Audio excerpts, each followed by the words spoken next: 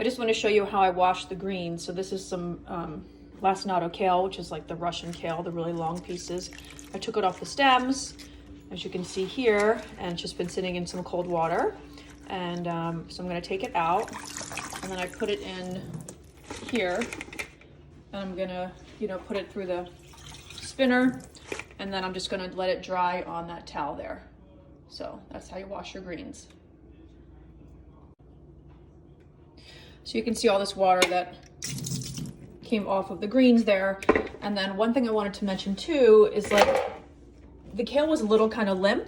And so what you want to do is just put it in some really, really cold water. And the cold water kind of freshens the greens back up. It kind of like rehydrates them almost. So, and also if you want a really crisp salad, you want to wash your greens in really cold water. That will help too, and that will get them nice and crisp. So there you go. Okay, so we have a lot of kale. Remember, if you guys saw earlier, I washed the kale, right? So there's the kale there. And I have some arugula and some spinach here. So those are going to be the ingredients that I'm going to use for the pesto as far as the greens. So it's kind of like half and then quarter, right? So some lemon zest and lemon juice, some garlic. I have 4 good-sized cloves of garlic there. Garlic is good for you too, so remember that. This is all going to be raw, like think of this as raw, so you're going to get a lot of nutrients from this, and raw garlic is very good for you. It's antibacterial. Okay, so these are the olive oils I'm going to use. I buy these olive oils a lot. This one's from Costco. It's the Kirkland, like I think it's the Spanish one. I'm trying to remember, but anyway, so it's organic extra virgin. And then this California brand, I do like this brand a lot as well. This one happens to be like the Miller's blend or whatever, so it's a little bit more robust. But either way, like when I see these at Costco, they're usually pretty moderately priced. So I remember one time I bought like a whole case. So because it's high quality olive oil, and that's something that you want to definitely use, for your cooking, because they're so nutritionally beneficial.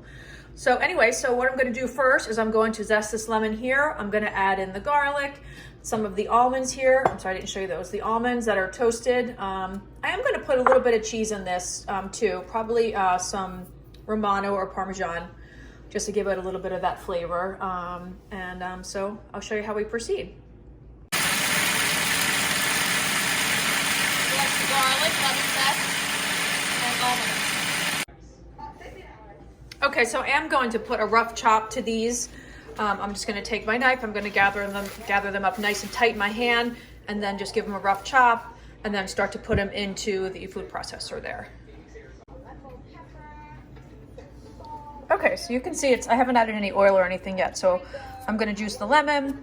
I'm going to put the top on, and then I'm going to start adding the oil. And I really never honestly measure the oil here, because I feel like it's just until it's to the consistency that you want. You really just, want it to be like a nice, smooth, silky consistency. Okay, so let's take a look. Looks good.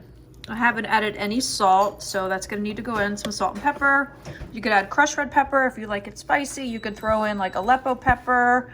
You guys saw I put that on the turkey burgers. If you saw that, I love Aleppo pepper. It's very citrusy. Actually, I think I might do a little bit of that. And I'm going to use some of this Romano cheese here. And I don't know if you know, but Romano cheese is from a sheep, right? Parmesan is from a cow, a little creamier. Romano is a little bitier, and it's from a sheep. So I'm just going to add this in, and we'll go from there. So take a look there. So there's the Romano cheese. It's probably like only a quarter of a cup, a couple of tablespoons. And the Aleppo pepper, and then half the lemon. It was a really juicy lemon, so I was a little hesitant to put more. I will throw in a little bit of salt, so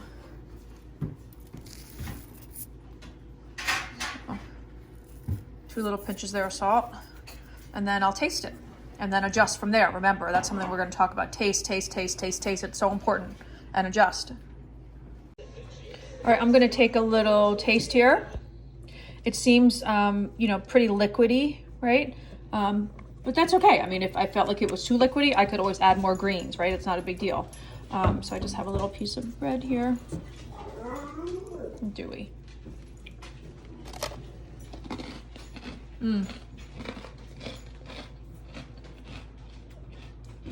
Great, really good.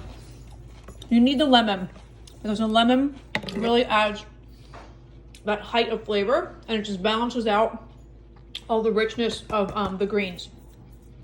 So anyway, ladies, you can follow this recipe obviously, but I gave you another, more professional looking video that's on the website. And I hope you guys are downloading those videos because I haven't seen anything yet. So they're there for you guys. So there's the pesto. I put it in like these half-pint containers. I do like to use jars though, the glass, but because of the shape of the jars, it's not as easy to use for pesto. But one thing too is I'm gonna put them in the fridge and wait for them to get like kind of solid, and then I'm gonna put a little layer of olive oil on top because that kind of helps seal them and prevents them from oxidizing and just keeps it like a lot fresher.